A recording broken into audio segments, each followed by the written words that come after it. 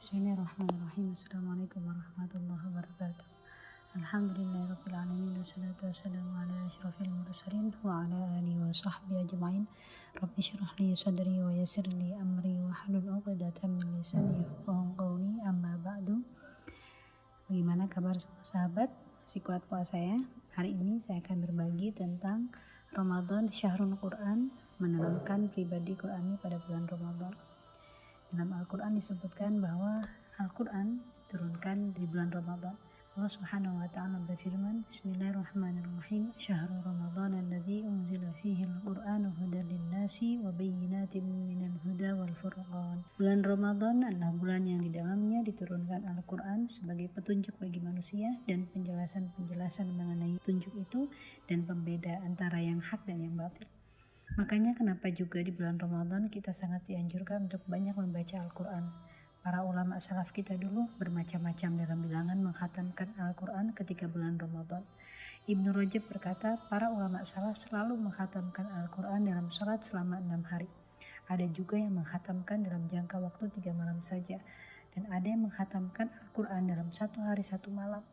Bahkan Imam Syafi'i selama bulan Ramadan menghatamkan Al-Quran selama 60 kali. Subhanallah.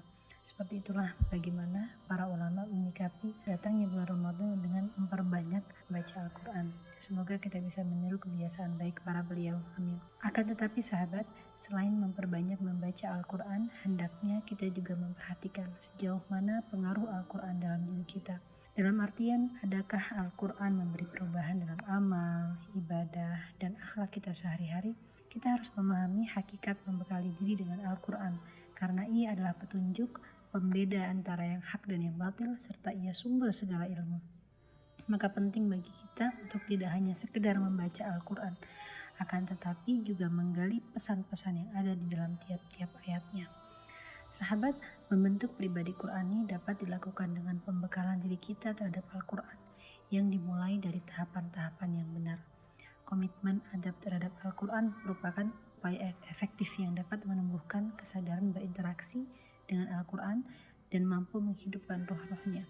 Adab terhadap Al-Quran salah satunya adalah membacanya dengan tilawah, tartil, membacanya dalam keadaan bersuci, menghadap kiblat, dan hati yang khusyuk serta tenang.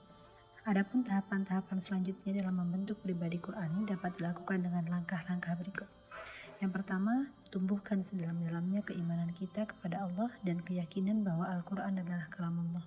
Melakukan semua perintahnya dengan sebaik-baiknya, niscaya iman akan tumbuh dalam diri kita. Keimanan yang baik akan mampu menjadikan seseorang merasakan keagungan Al-Quran.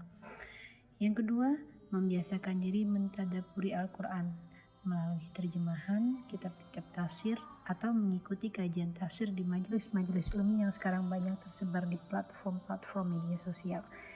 Jadi kita tidak hanya meningkatkan kuantitas membaca Al-Quran kita pada bulan Ramadan, tapi juga kualitas, sedalam mana kita memahami ayat-ayat yang kita baca. Ketiga, berusaha segera melaksanakan segala yang disyariatkan Allah, terutama yang terkandung dalam ayat yang telah kita baca.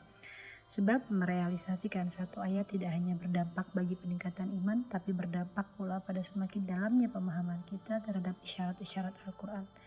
Keempat, berusaha merasakan bahwa semua khitab atau instruksi Allah dalam Al-Quran adalah khitab untuk diri kita, bukan untuk orang lain. Sebagaimana yang dilakukan oleh sahabat Abdullah bin Mas'ud ketika melewati ayat yang berisi perintah, ia akan berseru, "Wahai kaum mukminin, jika Allah menyuruhmu, konsentrasikan pendengaranmu, karena di balik itu ada suatu kebaikan yang diperintahkan Allah atau kejahatan yang dilarang." Jika melewati ayat adab, ia akan berujar ketakutan, "Aku sedang diancam oleh Allah," sehingga ia tidak akan melakukan apa yang Allah larang, dan lain sebagainya. Sahabat, dengan cara-cara seperti inilah insya Allah ayat yang kita baca, yang kita hafal, dan bentuk interaksi apapun terhadap Al-Quran mampu membawa bekal bagi diri kita. Juga memberi pengaruh positif demi mewujudkan pribadi Qurani yang menyeru Nabi bahwa akhlaknya adalah Al-Quran. Mumpung di bulan Ramadan, jangan sampai ini terlewatkan. Mudah-mudahan kita bisa menjadi hamba-hambanya yang mendapatkan faidah dari bulan Ramadan ini, la'allakum tattaqun. Takwa kita tambah dan kita menjadi pribadi yang Qurani. Allahumma ja'alna min ahlil Qur'an. Amin amin ya rabbal alamin. Wallahu a'lam. Subhanaka. Assalamualaikum warahmatullahi wabarakatuh.